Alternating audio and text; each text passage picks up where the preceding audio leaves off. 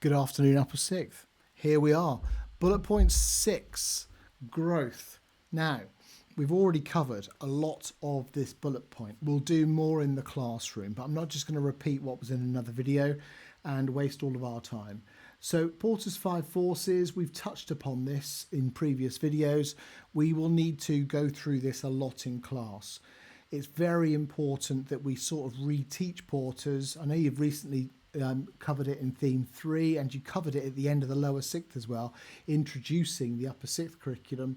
However, I think we just need to reteach this in a revision workshop. I might get a couple of you to run it in the classroom. We'll see how we get on. I'll touch upon it in this video, but not a lot. I'm not going to talk extensively about economies of scale, other than give you another health warning. Go very careful. This is one of those that pupils tend to not contextualize, and we all know what happens with level 2 marks. So go very careful with contextualization all the time, and don't think that economies of scale is a technical term. It's not technical unless you describe it in context. Ansoff, we will talk a little bit more. There's a bit on an extended version of Ansoff in this video, because there's some common mistakes sixth form students sometimes make with Ansoff. They think it's in 4 quadrants. That's what we call them anyway. However, like with mass versus niche, it is on a spectrum, but we'll cover that. Organic versus inorganic growth. We'll kick off with inorganic growth in a second. And we've talked a lot about risks of overtrading in a previous video. So if this is the first time you've heard me talk about overtrading, it's because you've not watched the other videos. Go and watch the other video. Find out which one's got overtrading in it. Before we start though, let's guess the company. So here is a characteristic of the person that founded this company and helped it grow. They were their CEO for a long time, and then they passed down the reins to a member of their family. But if we're going to get a question on an entrepreneur, it might be on this person, okay, or the company that they used to run. Fortune favours the bold. Remind you of anyone? Well, if you do classics, then maybe you are thinking of Terence, and maybe we were thinking about obviously one of those original plays that Terence might have been Virgil as well. Virgil had a similar version, and back to AD 79, nothing to do with business or fashion, even though he is wearing a toga. So, but there's a tentative link there to the fashion retail industry, which is a volatile beast, maybe not quite as dangerous as Vesuvius. So this company acquired another company. Now, when we're talking about acquisitions in inorganic growth, we talk about horizontal and vertical integration. Now, with vertical integration, we have forwards and backwards.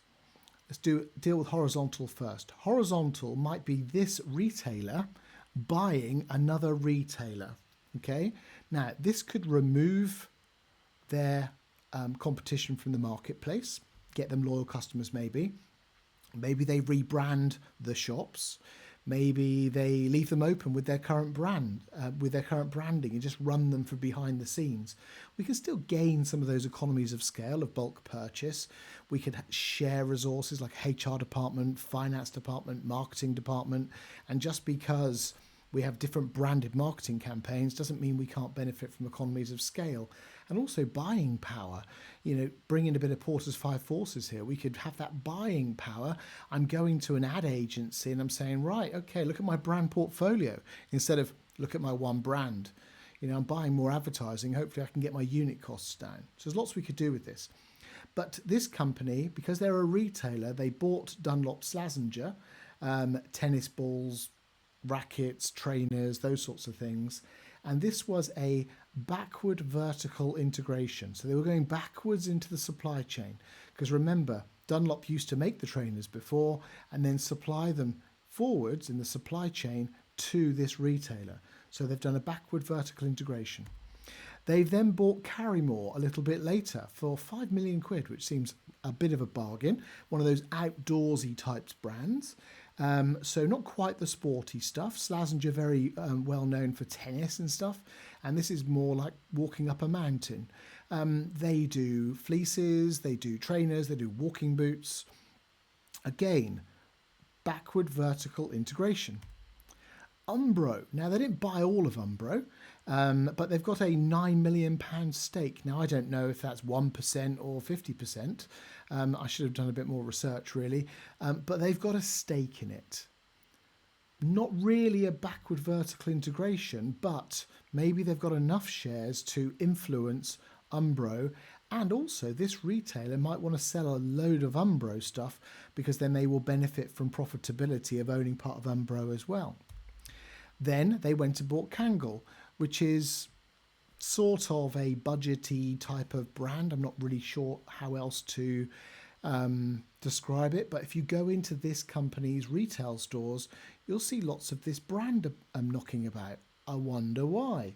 This is backward vertical integration as well. They've bought some of the brands that they sell. Now they don't need to pay Kangol a profit margin. This brings down this retailer's purchase price in some ways, which means if they can maintain their resale price, they're maximizing profit margins. It might be that this is a budget retailer, and the budget retailer during economic downturn in the UK economy might need to lower their prices. Well, now they own Kangol, hopefully they can lower their prices and still get people coming into the branch. In some ways, this retailer, they are a budget retailer. Maybe this retailer, they might not be a budget retailer because now they're sort of a luxury and a budget one. I'm really confused now. They move on. JJB Sports was a sports retailer. They were a budget sports retailer. And when this mystery company, and you're all screaming the name of it at the screen, by the way, when they bought JJB Sports, what they did is they did a horizontal integration. Okay, inorganic growth through horizontal integration. They just went out and bought one of their competitors. Now, the benefit of doing this is the towns and cities where this mystery company didn't have stores, they would have just rebranded and suddenly it had their branding above the door. In the cities or towns where there was too much competition, because there was JJB Sports and this other one, then maybe they just closed one of them. Okay, hopefully retaining the customers because they were in roughly the same market segment. Sometimes what you see in an overly saturated marketplace is the industry leaders will basically buy up the competition. It's consolidating the industry. Sometimes we see this in declining industries, and retail is generally a declining industry. How quick or slow is up to your decision to. Well, it's up to you to decide. But they've removed the competition. This means they don't have to fight with JJB Sports over price anymore. Then they went a bit upmarket. Bit of flannels going on here. 51% stake. That's an interesting number, isn't it? Why? Because they have a controlling interest. Now, it doesn't mean that this company will kick all the flannels managers out and possibly in the future take over the company. No, actually, that's exactly what they did. But they've got this slightly more premium. They're in a different market segment, which means if there's an upturn or a downturn in the economy, maybe they're in multiple market positions, and therefore overall the company might do well. See if they carry on with this strategy a bit later. Republic used to be a retail brand, and they merged that into this brand. And whenever you go into this retailer, you might see this brand on the shelf. I went into one of the more premium outlets of this companies the other week, and they had a whole section on USC, and it looked very swanky. They tried to brand it as being their more premium. Again, as long as I think it's premium, I'm willing to pay, then I'll be fine. Then they bought House of Fraser. If you haven't got it by now, I'll be very disappointed and plead you to read the news.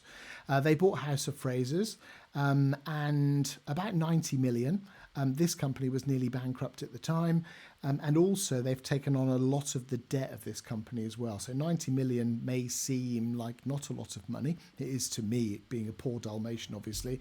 At the same time, sort of, a little bit later, Evans Cycles, still open as Evans Cycles, and we'll see how Evans Cycles gets on. Yeah, and administration deal means they were nearly in liquidation. There's a bit of a theme going on here with some of the other brands, and that means they got them for next to nothing, but it would have come with debt and other things as well, pension liabilities probably. Then they bought Sofa.com. Sofa.com did very well during the beginning of COVID, and then all of a sudden fell off of a cliff, and a metaphorical one, of course. A nominal sum, probably £1, which means it would have come with loads of debt and loads of other things as well. Jack Wills, well, the students of us will know Jack Wills fondly, and the quality of their clothes, not very good. But this is a well-known student-style brand. Again, one of those market segments that like to spend money in retail. DW Sports and Fitness, that was basically, as it says there, an asset purchase. This was another competitor, very similar to JJB Sports. So again, consolidation in the industry, remove some of your budget competitors. Maybe you don't have to compete so much with them on price. Studio Retail Group, not quite sure about those. Misguided is one of those budget pure play brands that grew really, really quickly and then struggled. And obviously they've just bought the IP for that, and they will have this on a website somewhere, and it will be fulfilled by one of the distribution centers for this bigger company, and it'll just have a different label on the bag probably. Slightly different boohooey type of market segment. Jeeves and Hawkes. I didn't know that this company actually owned this company, and I was actually looking at one of their suits the other day. Won't be buying one of those now, but maybe they would be very good. I should pop in and not be judgmental based on the parent company. Then, not quite sure, but buying up bits of company. ASOS already tried to take it over. Currys, gradually a bit more of Boohoo, and AO World. You know, AO, let's go. The online electrical retailer, not the singing group. Then something else for 52 million. I must know more about that. I only know a tiny bit about it. And there we go. In the news, you guessed it, it was Sports Direct or Frasers, the Frasers Group. This is Mike Ashley, and as long as you're not a Newcastle United fan, this is an unbelievable chap. You know, this guy seems to have the golden touch, and you know, I think the press just want him to fail. But why? I don't understand why British press would go against someone so successful. He's picking up brands that would otherwise be bankrupt, and merging them into a bigger brand portfolio.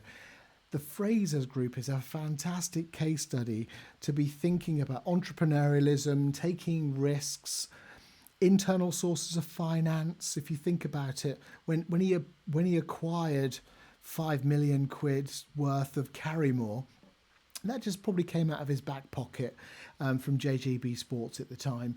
From Sports Direct, sorry, at the time. So if you think about it, this guy is, you know, he's doing really, really well. And when a company is failing or doing relatively well, he steps in. The guy hasn't failed yet. And let's hope he never does, to be honest with you.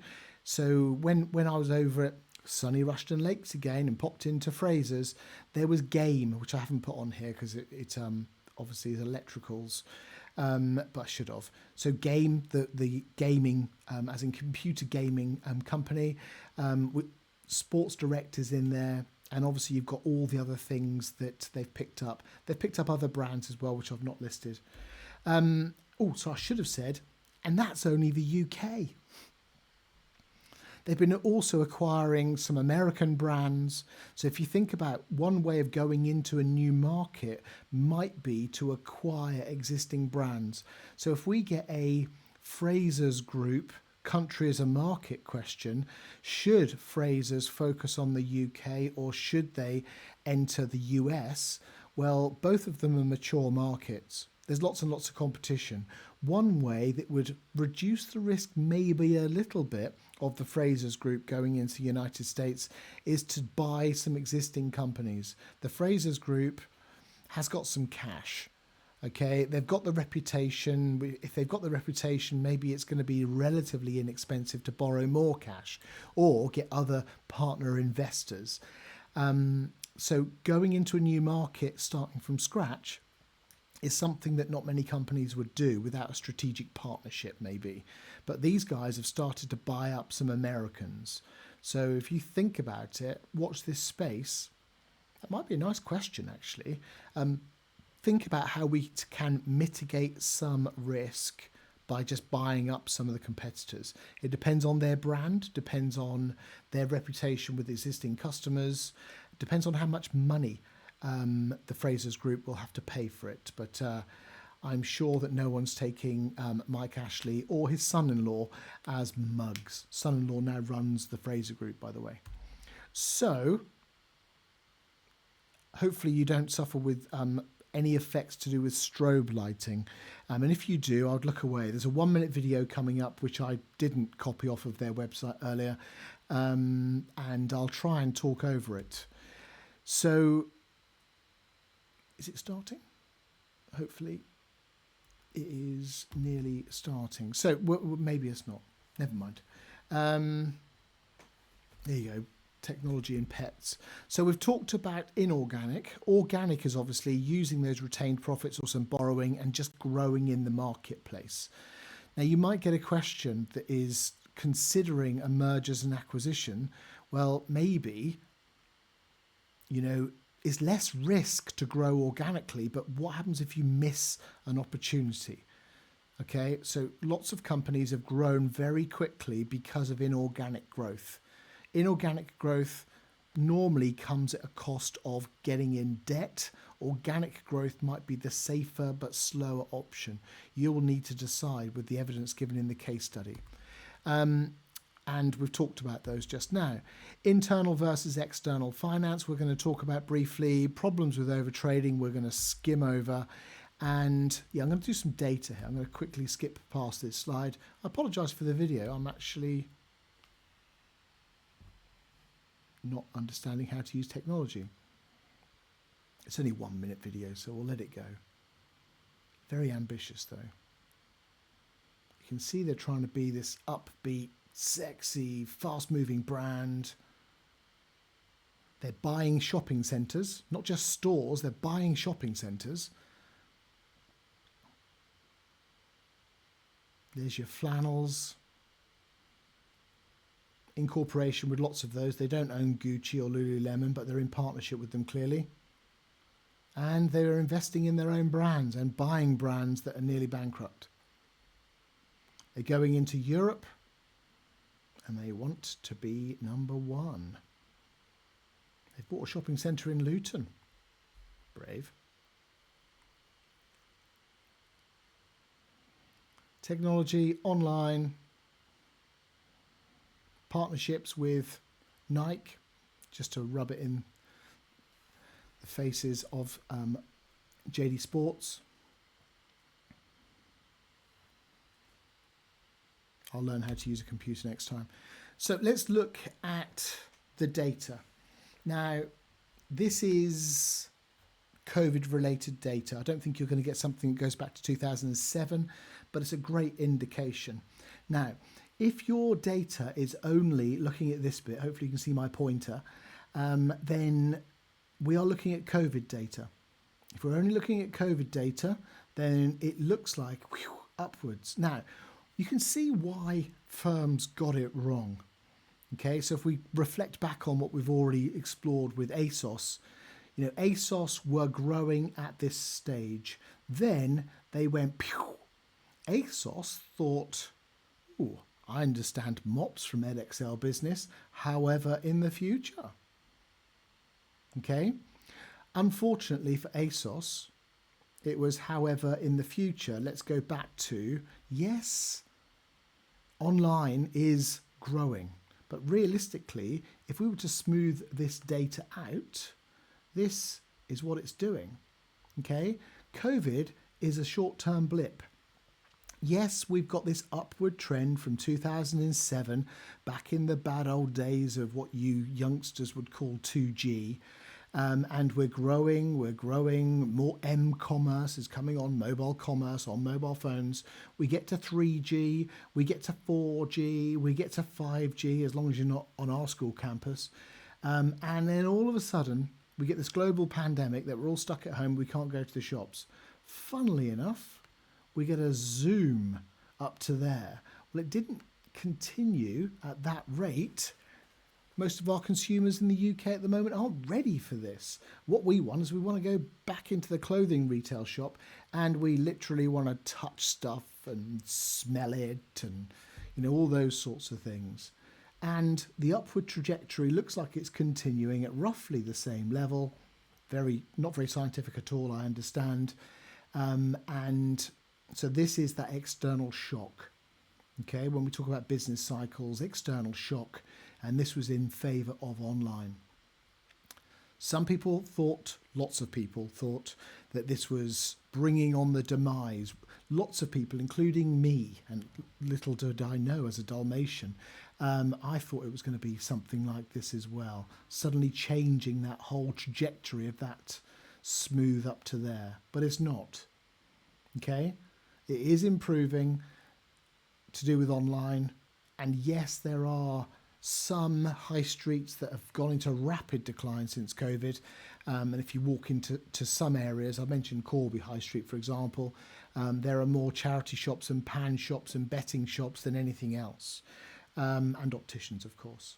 Okay, go careful with the data, look at it from the perspective of different data points. If I was an examiner, which I'm not, then I would give you something possibly to there and to there, and then I would let you interpret this in different ways. Okay, there are some online retailers that are doing really, really well still, but in the fashion industry, people want to try the clothes on. So we've talked about JGB Sports, which none of you would have heard of, and we've talked over some of the issues. Keep an eye on gearing. We've talked about gearing already. And, you know, we looked at gearing, we calculated gearing, we commented how Next are using probably borrowing and, you know, to help them to grow, to take advantage of this steep growth in online. And even though their gearing was the highest out of all of those that we looked at, we justified it. So you can easily do that as well. Don't just be quoting bad gearing, because that's not really going to do you much good in the exam.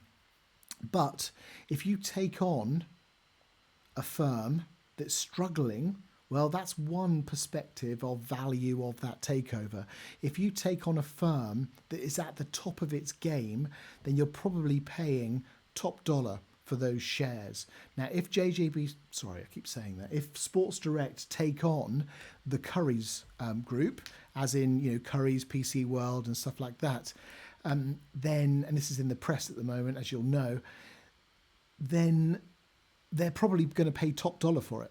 Share prices leapt up since it looked like they were going to be the top bidders for it. And it might be that the Frasers Group, will decide to pull out because it's too expensive. They're not stupid, are they?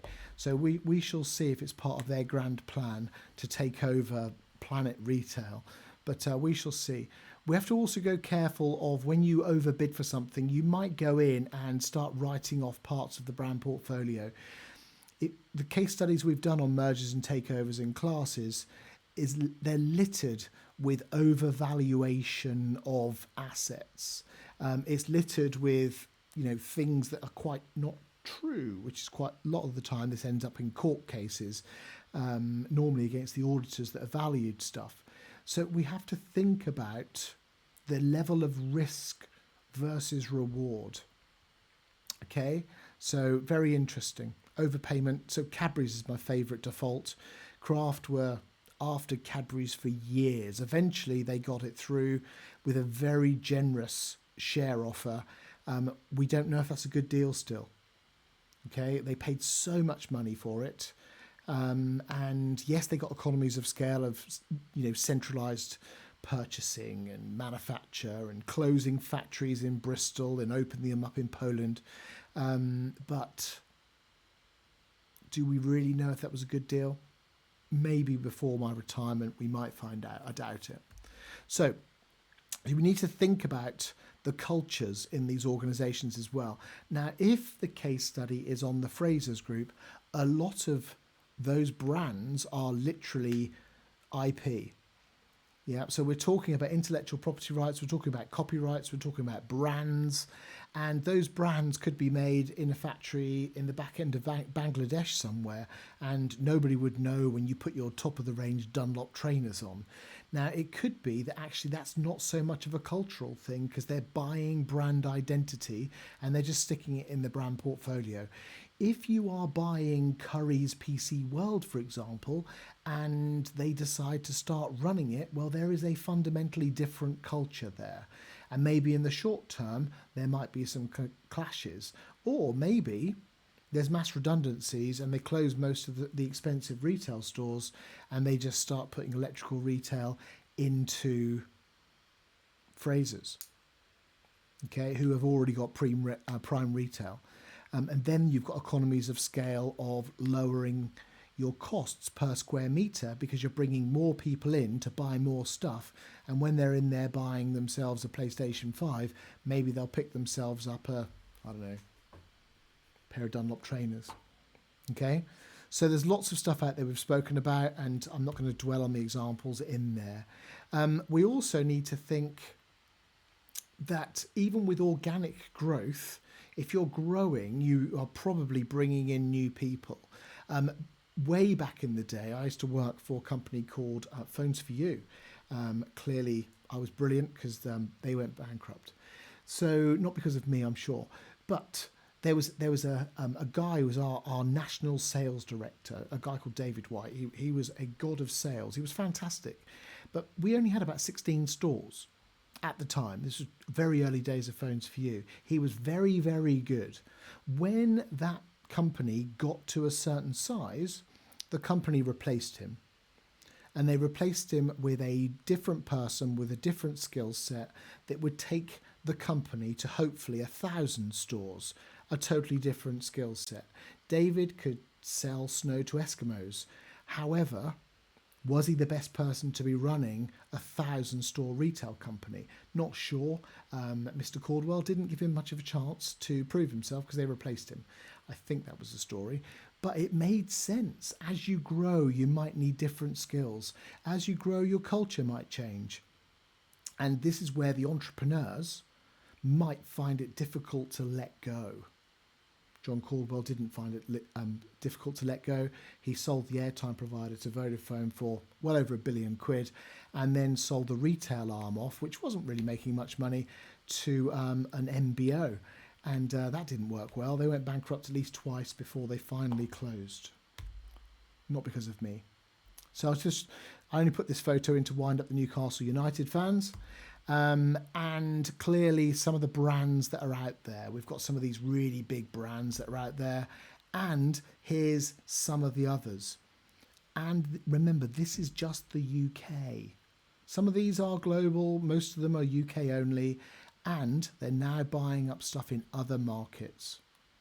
Very interesting business model. And there's the one from Curry's, which was from the 20th of February.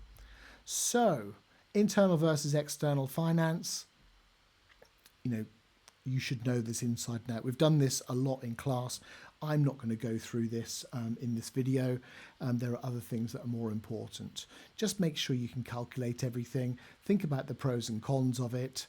And, remember, when you're possibly thinking about floating a company on the stock market. It is a sources of finance question. What are they going to do with the money? What is the alternative source of finance? Compare and contrast, and don't fall into the trap of however they might give away all of their control. It's a rubbish answer, and it's really quite weak. So, they might not even be selling more than 50% of their shares.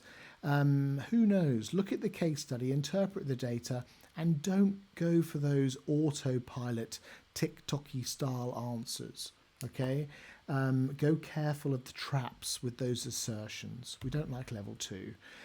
Problems of overtrading, go and look at the other video, please, or pause this if you really need to read these bullet points. Economies and diseconomies of scale. We understand if a company grows too quickly, we're going to have problems. Economies of scale, I've mentioned some of the generics that are there, but don't forget Porter's 5 forces. If I'm the Frasers Group and I'm suddenly buying a bucket load more advertising, like I mentioned earlier, then hopefully I can have that strategic partnership with a big ad agency who can really help me. And maybe my unit cost of advertising, for example, goes down because overall I'm spending so much more money that maybe the ad agency will give me a deal, or maybe not. Yeah, okay. So when we're thinking about, I shouldn't have discounted that one, I do apologise. When we're thinking about buying clothes, so this I've borrowed. Even if it's made by hand, if someone comes to you and says, I want 50% more, I want a bit of a discount, you're probably going to do it for them. And there's lots of automation out there. And yes, lots of it is hand stitched. But, there's an argument here for reshoring in the future. And with the technology that's out there, I would expect in the next 20, 30 years for not many people to be making clothes. And let's hope it's not all homogenous mass market rubbish. Let's hope we don't lose some of the more unique stuff. Okay, we shall see. But I'm not sure if I agree with that point. I apologise for leaving it in. So diseconomies of scale, think about changes in language, those barriers. But let's face it, they're not as much as they used to be. Time barriers can be a bit of an issue when you're talking about supply chains. But if you're thinking about those diseconomies of scale, it's really linked to your sales forecasting more than anything, I would have thought. If you get that wrong, how can you plan a global supply chain for something? Is there much flexibility in the supply chain? And unless you're making stuff yourself, I would expect your supply chain to be looking for other contracts to keep them at 100, well, as close to 100% as possible so they can maximise utility in factories. You've also got pestle factors that you need to take into account. If you're dealing with a country that is politically unstable or suddenly gets invaded, who would have thought, with Ukraine, then actually these sorts of things can be a bit of a problem. To do with, not with fashion, but as an example for Ukraine, the drive trains that go into cars, for example, all the electrical cables that talk to each other, they were mostly made in Ukraine. And then the Russians decided to come across the border, and suddenly there was a short-term blip in the supply chain. They soon recovered, by the way, but this was an example of specialisation, a company that really made something well in what looked like a secure and stable country. And then, obviously, the horrors of what's happening happened. So, there are lots of entrepreneurial companies out there that will step in, but these sorts of things take time. Okay. Also, think about what's going on the Suez Canal, which we've mentioned before. This has increased costs and also has increased the length of time on supply chains, which is why lots of companies at the moment are resorting to not very environmentally friendly usage of big cargo planes. Okay, not good for the environment, but at least you can get your £2 cheap, your £2 t-shirt quickly. So Porter's 5 forces. I'll skim through this because we'll do some in class. Just imagine if Burberry wanted to grow by 20%. But before you do that, think about who Burberry are. We know that in the UK, they've got roughly 8% of their businesses in the UK. They are a global niche brand. How would they grow? Would this be into new countries? Would they grow 20% in their existing countries?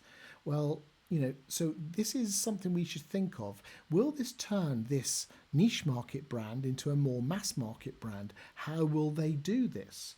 Will they come up with a budget line? Will they do a French connection and, really go wrong? You have to think about the different ways of doing this. It could be that 8% in the UK is about right, so they can protect their market position. Maybe their customers, me, you, or B2B customers, won't be happy with them becoming more mass market. Okay?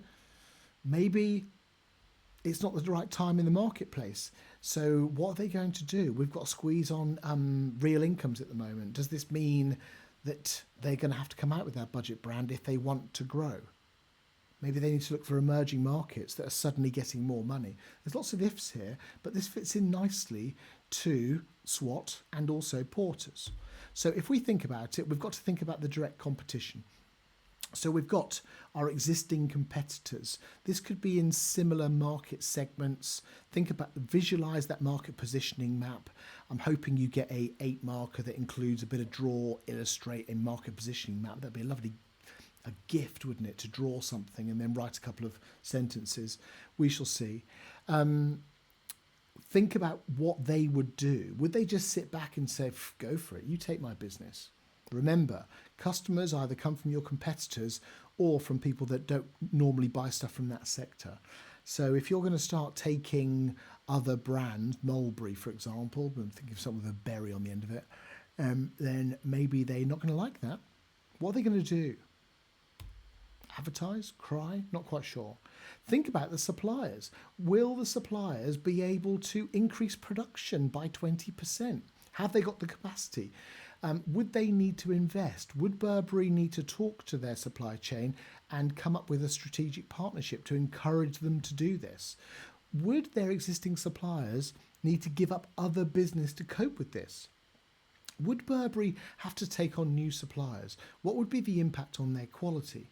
Because if the quality was different, then maybe this could damage the brand or improve it if it's even better.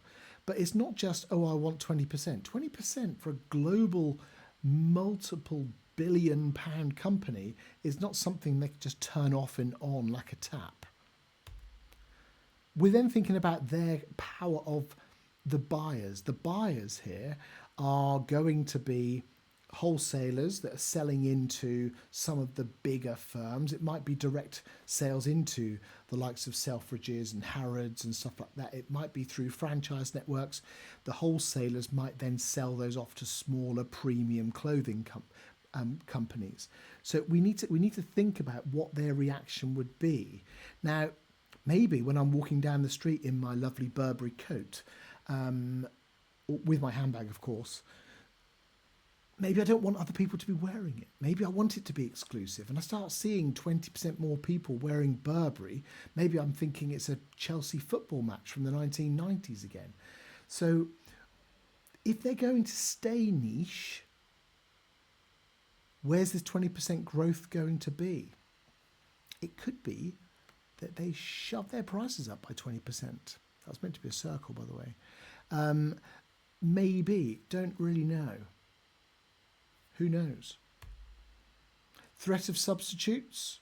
Well, there's lots of barriers to entry. This brand has been around for a while. They spend millions upon millions on advertising and product placement and all the other things we would expect a brand like this to be investing in. And what's the likelihood? Well, we're never going to say never. We're not going to say it's impossible. That would be those wonderful assertions that we get hammered for in the mark grid. But it could be that it's quite difficult to do this. Yeah. So if we're thinking about the threat of substitutes, that might come from existing companies. If Burberry start taking too much of other people's business, then maybe we see that competitive rivalry kick in. And you've got the new entrants on there, but for this market segment, maybe not in the short term. But then again, there are new brands coming out all the time, and all it takes is for Kate Middleton to wear them, and I'm sure that they would get rapid market growth. But would they compare with Burberry on a global stage? Depends if you're concentrating on the short, medium or long term. We talk about mobile phones quite a lot in class. The number one brand of mobile phones? Nokia, Motorola, Ericsson, if you're looking at the early 1990s.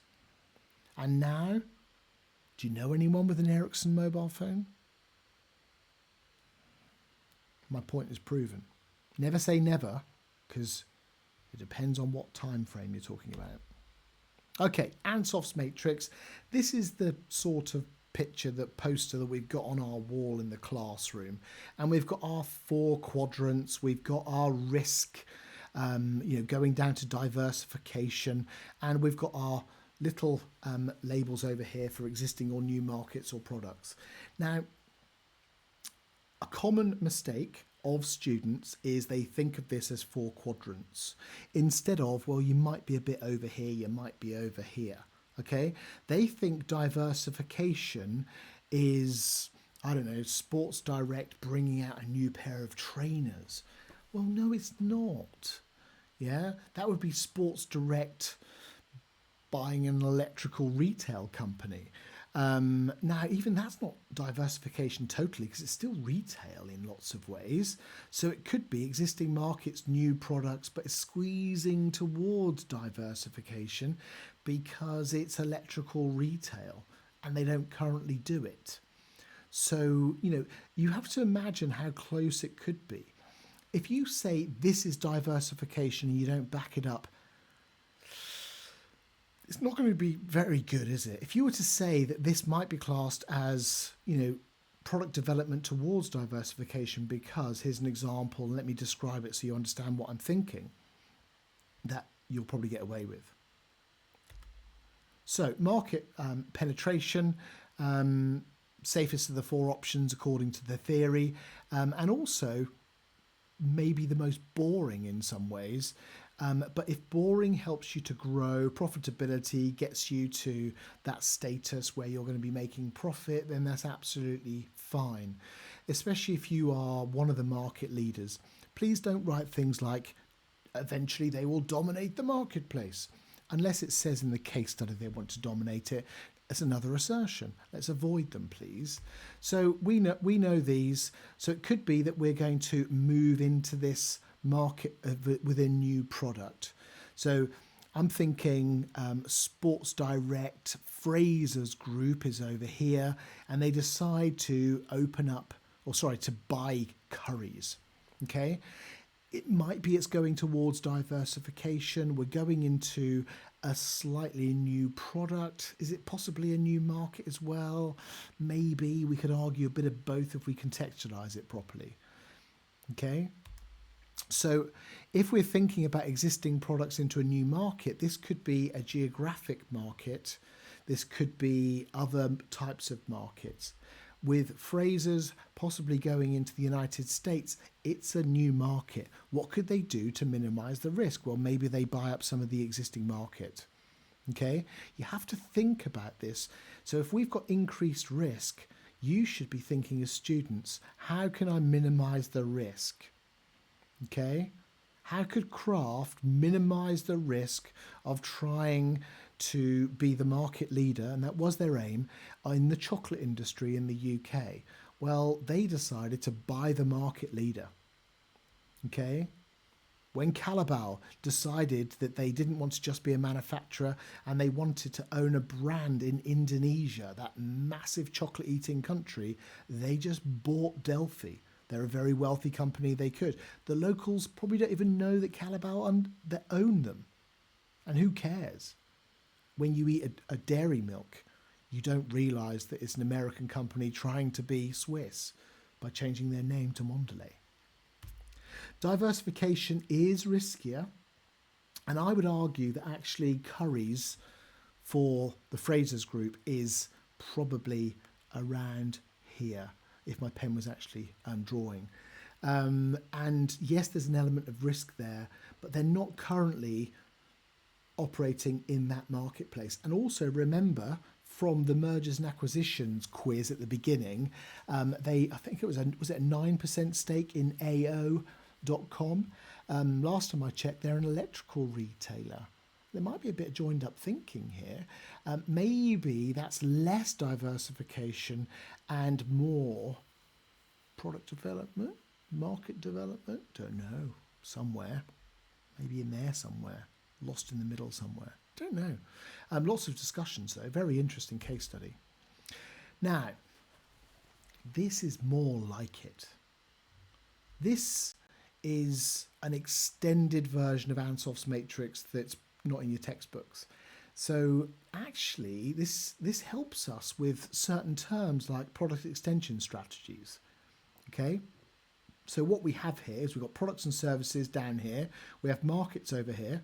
So we have existing market, and we're going to modify some of our products. We know that's product extension strategy from the language in the product life cycle. Now, this might be slightly more risk, but not as much as a totally new product. Okay? Because if it was a totally new product, we would be over into product development. So we have got our market penetration, same sort of thing, exactly where it is.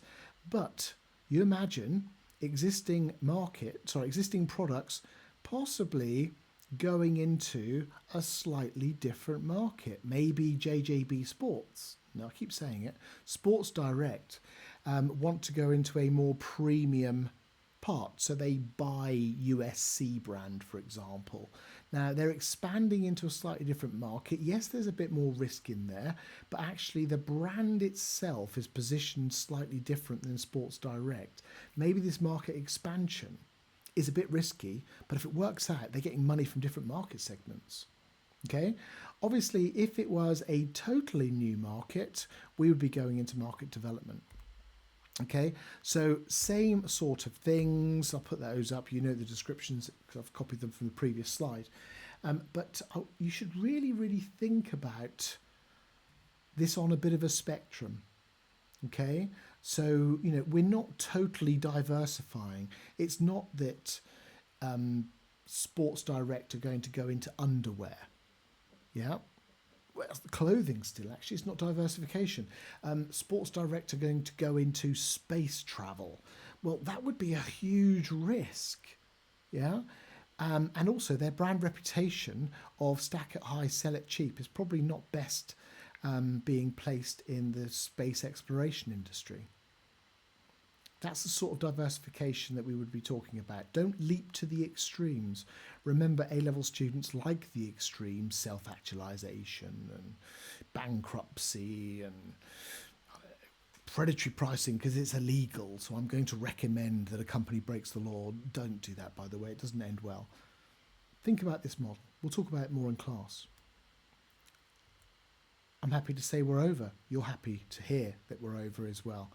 We'll cover this unit a lot in class because it interweaves into lots of other things. We've got some lovely papers from Tutor to You and from Mr. Marcuzzi, and there'll be other stuff we could use from past papers as well. Happy days.